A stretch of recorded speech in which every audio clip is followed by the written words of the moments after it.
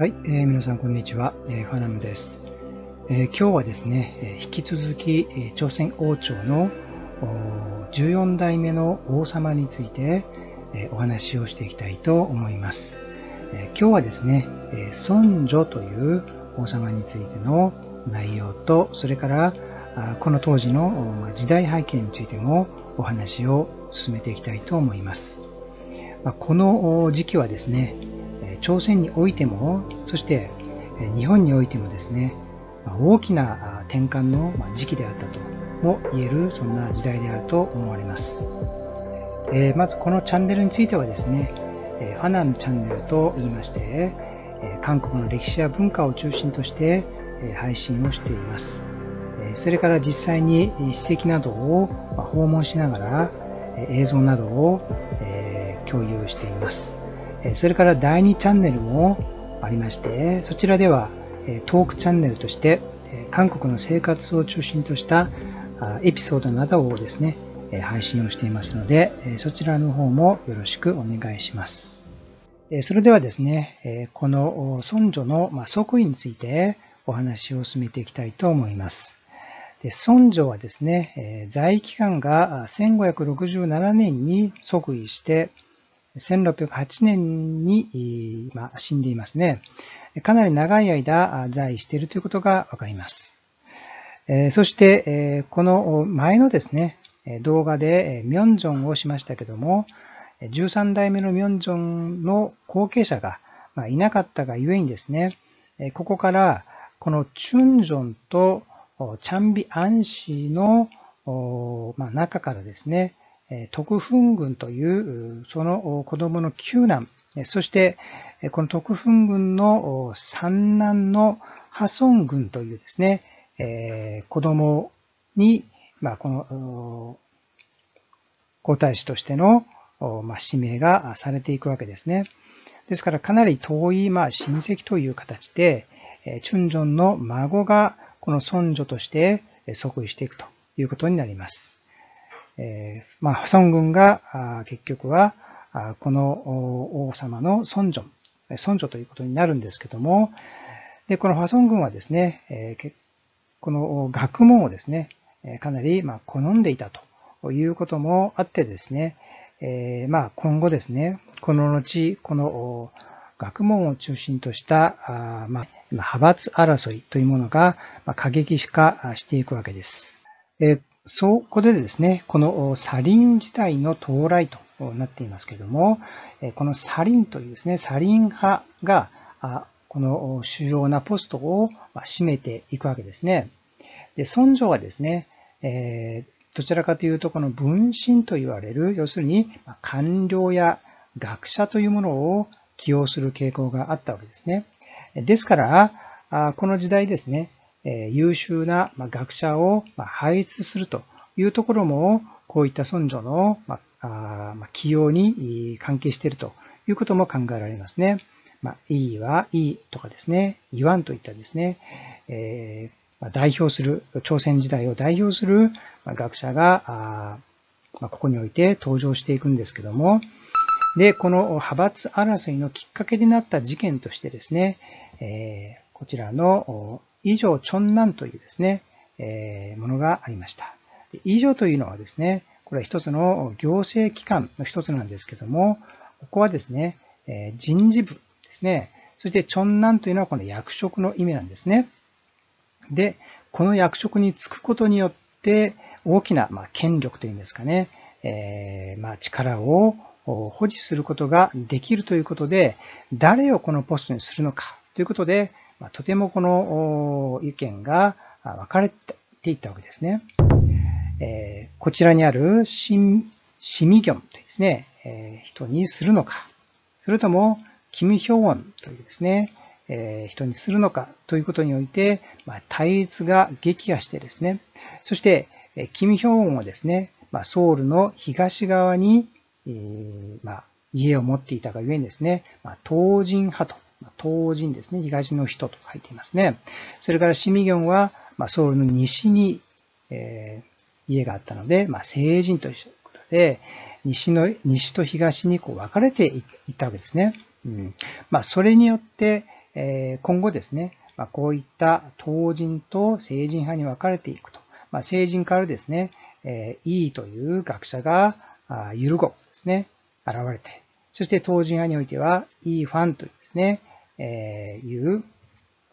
そういったイテーゲというですね、学者が現れてくると。ただしですね、この後もですね、東人も聖人もですね、その内部において派閥が分かれていくと。北人とか南人ですね。こういった派閥にも分かれていくというですね、これはどこまでもですね、理論ですね、朱子学の理論を中心として、対立していくというところで、学問がですね、発展していく、そういう背景でもあったということも考えられます。ただしですね、こういった意見の対立がですね、対外交、要するに日本観ですね、日本に対する観念にもかなり影響を及ぼしていきます。そこでですね、この豊臣秀吉の朝鮮出兵の予兆においてもですね、こういった内部において意見が対立していくことになります。1590年にですね、秀吉はこの全国を統一しながらですね、対外、要するに民への進出を考えていきます。そこにおいてですね、朝鮮にスパイをですね、何度か送りながら朝鮮の状況も把握をしていくわけですね。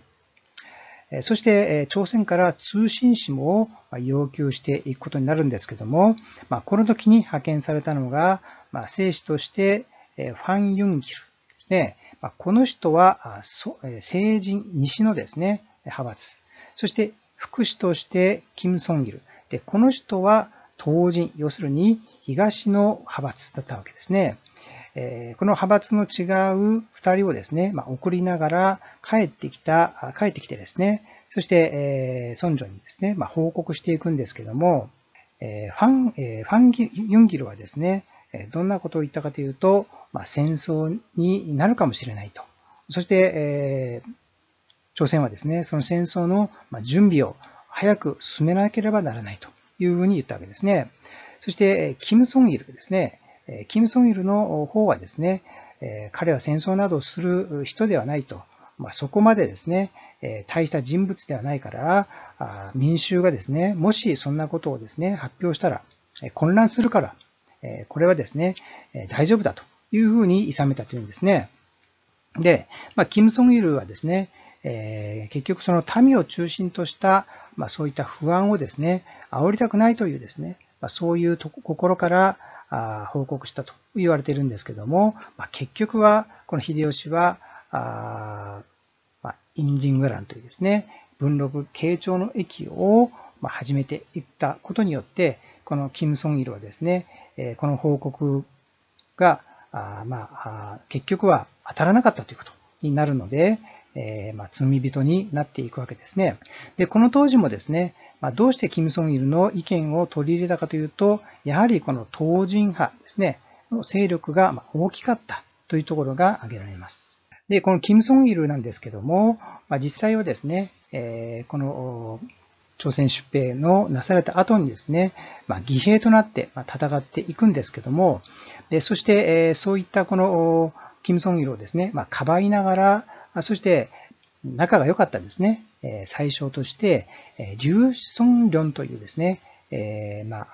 高官がいました。リュウ・ソンリョンはですね、この豊臣秀吉のですね、文禄慶長の役を逐一ですね、文章によってこの記録として残した、そういった記録を残した人物なんですね。で、それがここにある漢字でですね、こういう漢字を書いてですね、韓国語で陳美録と言いますね。超筆録ですね、陳美録。で、この陳美録というのは何を意味するかというと、こちらにちょっと下の方に書いてますけど、戦争に懲りて、ですね、懲りて、災いを慎もうということですね。ですから、こういった意味を込めて書いてあるんですけども、この全体的な内容についてはですね、こういった戦争の内容について書いてあるんですけど、この冒頭にですね、新宿主という人物の怪盗諸国記。で、この新宿主はですね、京都に赴いて、この日本の様子を海東諸国記という記録に残した人物なんですね。で、この時にちょうどこの新スクチョが、遺言として残している内容は何かというと、日本との平和関係を失わないようにということでですね、話したというんですね。その当時はですね、そういう意味でその、新スクチュの助言を含めてですね、日本との、交流を深めてはいったんですけども、ある時期からですね、それを怠ることになってしまったというんですね。そういうことにおいて、日本の状況が朝鮮においてはあまりその知られることがなかった。戦国時代ではあったんですけども、日本がどこまで戦争において長けているのかということを、報告がなされていなかったということもあると思われますね。この劉孫良というですね、人物は、イ・テイゲイというですね、学者の弟子でもあったんですね。とても優秀な人物であったがゆえに、孫女がとても信頼していた人物であったというんですね。しかしながらですね、こういった戦争に敗れてですね、ふるさとに帰っていくわけですね。この孫女がですね、後々、この豊臣秀吉の軍勢がですね、攻めてくるときに、北に逃げていくんですけども、孫女に、助言をしながら、民たちがですね、まだ諦めていないのでですね、王様にですね、なんとか耐えてもらいたいというようなことを助言したとも言われています。ふるさとでですね、お粥を食べながら、この珍美録というですね、記録を執筆したというふうに言われています。で先ほどの劉孫良ですね、が、このイ・スンシンですね、韓国では旧国の人物として尊敬されていますけども、このイ・スンシンを推薦したのもですね、この劉孫良なんですね。で、イ・スンシンはですね、もともとこの北方国境警備ですね、朝鮮半島においても北のですね、警備も行ってはならないということで、イ・スンシンはですね、武官としてこの警備に当たっていくわけですね。そして、全羅道のですね、水軍守備隊として任命されていくんですね。このことによって、全羅道ですね、韓国においては、西の南側、西南にあるんですけども、ここの支持基盤を得たことにおいて、後々ですね、この水軍を率いたときにとても、この支持されていくというような経緯になってきますね。劉孫良の推薦によって、全羅茶道水軍節都市というですね、異例なその出世を遂げてですね、そして配置されていきます。で、有名なのが、この古북村というですね、亀の甲羅のようなですね、こういった船です。で、朝鮮のですね、こういった船の構造もですね、日本とちょっと違う部分もあるんですね。ですから、こういった構造を取りながら、なかなか日本はですね、どちらかというと船に乗り込んで、そして、戦っていくというんですけども、朝鮮はこういった船だったりとかですね、それからちょっとこの高いですね、高さのある船を、用いていたということで、なかなか日本兵がそこに登ることができない、そういった船の構造でもあったというんですね。これが、この、親船というんですかね、そういった船になります。1992年の4月の13日に、プサンに上陸すると。これを韓国ではですね、インジンウェランというですね、いうふうに言っています。で、最初に戦闘にですね、1万3000人が入ってですね、最終的には15万のですね、兵隊が、この朝鮮にですね、赴いたと言われているわけです。で、4月の30日に、孫女はですね、この城を置いて逃げてしまうということで、怒った民衆が、この宮殿にですね、火をつけていくというところですね。北にどんどん逃げていくということで、最終的にはですね、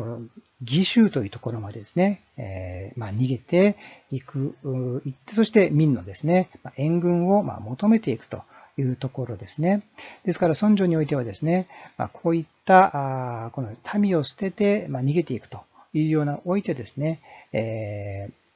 評価がされていくわけですね。で、日本軍兵がここに到着した時にはですね、もう孫女は逃げていってということで、本当にこの驚いたというんですね。本当ならばですね、城にこもってですね、そして最後までですね、戦っていくというのが、なんていうんですかね、将軍だったり、その王様である、その姿ではあるんですけども、このお城を、人が誰もいなかったというところで、それを見てですね、とても驚いたというふうな話もありますね。イー・スンシンですけども、最初にですね、こういった海軍を率いてですね、関山島の海戦においてですね、活躍をしていくんですけども、ここにおいて、逸話なんですけども、この、脇坂というですね、将軍がですね、対峙していくんですけども、結局ですね、脇坂が、負けていくんですね。で、その時に、このイー・スンシンの戦術ですね、戦術が、とても素晴らしかったということで、結局彼は最も強かったということで、この海戦においてですね、脇坂がイー・スンシンに、評価していくということで、ある、話によればですね、尊敬の念まで、尊敬の心までですね、持つに至ったというふうにも言われていますね。で、その時に、イー・スンシンが使ったですね、作戦として核翼ですね。核翼の陣というですね、この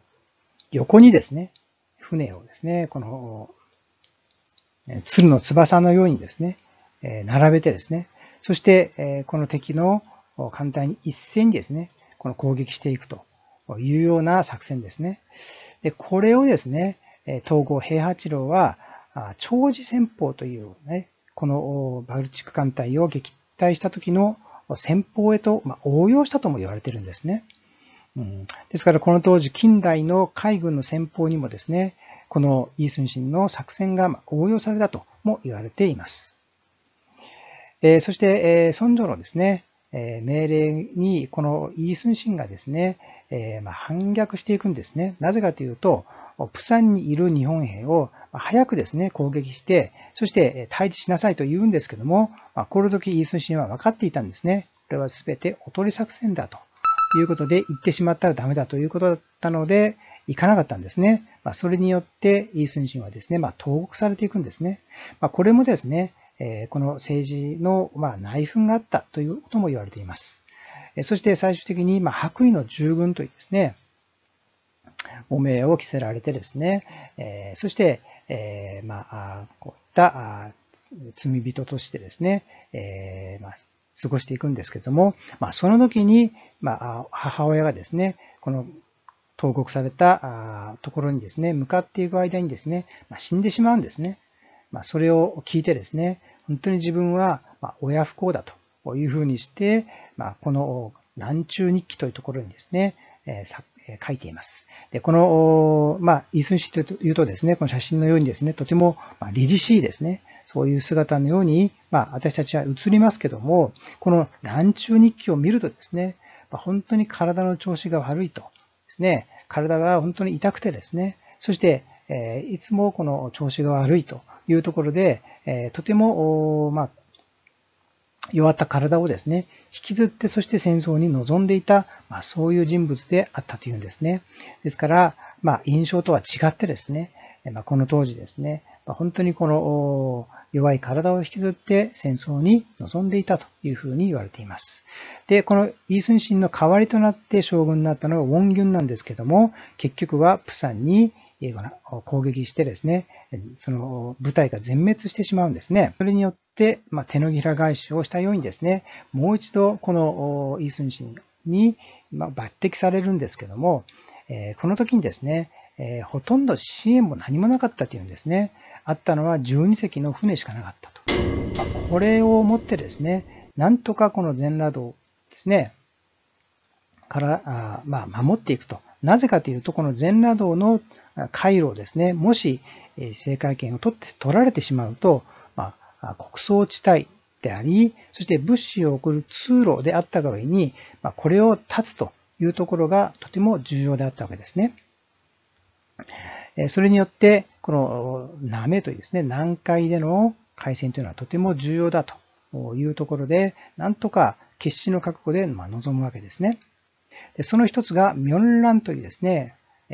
海戦。で、ここはですね、とても潮の満ち引きが激しいですね、そういうところなんですけども、これを利用したと。で、この当時の日時をですね、計算して、潮流を測っているとですね、なんと日本側にこの潮の満ち引きが、向かっていく、そういう時間帯だったと。ですから、これを知ってですね、イ・スンシンは、ここにこの陣を取ってですね、そして攻撃を仕掛けていったというんですね。しかしながら、どんどん西へ後退させていきながら、最終的にですね、ノリャンというですね、この海戦になっていきます。ノリャンにおいてはですね、ほとんどこの接近戦であったというんですね。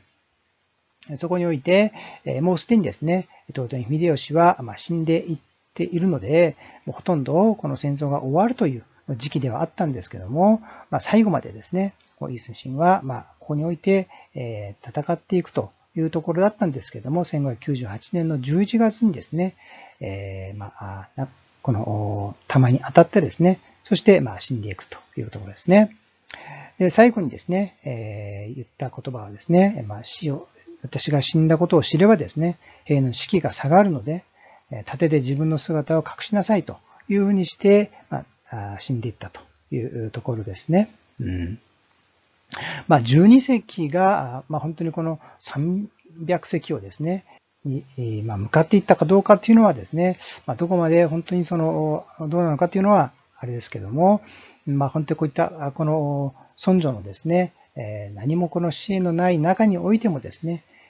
国を守るというところで、なんとか持ちこたえて、そして終戦を迎えていくというところです。孫女の晩年においてはですね、こういった形で戦後ですね、人口が3分の1に減少したりですね、土地が荒廃したりしていくんですけども、なんと日本においてはですね、復興していくとですね、出版技術ですね、が、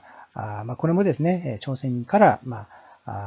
入ってきた技術として技術が発展していくということですね。それから陶工が連行されることによって、有田焼とかですね、萩焼き、薩摩焼がですね、日本にもたらされていくということですね。それから漢願というですね、この朱子学者が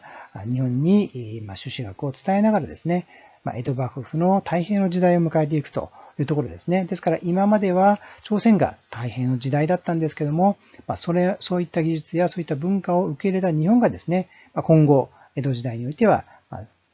太平の時代を迎えていくというところですね。活躍した水軍、それからこの各地でですね、ゲリラ戦を行った義兵がですね、とても大きな功績を残したんですけども、名簿がないというところでですね、孫女はこういった活躍した人をですね、とても過小評価して、そして明の援軍だけをですね、評価したとも言われています。この後ですね、ウィーン正室がですね、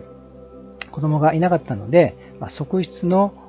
臨海イメ軍ですね、それから関平軍ですね、中の関平軍にこの後継者として指名されていくんですけども、関平軍はですね、この義兵として戦ったそういった経験もあってですね、そして指名されていくんですね。しかしながら1606年にですね、この直系の孫女のですね、ヨンチャン大軍をですね、正室から生むことによって、本来ならばこのヨンチャン大軍がですね、王様としての候補だったんですけども、しかしながら1608年にですね、孫女が死ぬことによって、関英軍が次の王様になっていくということですね。これについてはですね、次回の動画で配信していきたいと思います。今日は少しですね、長い動画だったんですけども、ご視聴いただきありがとうございました。今後ともよろしくお願いします。チャンネル登録、そして高評価もよろしくお願いいたします。ご視聴ありがとうございました。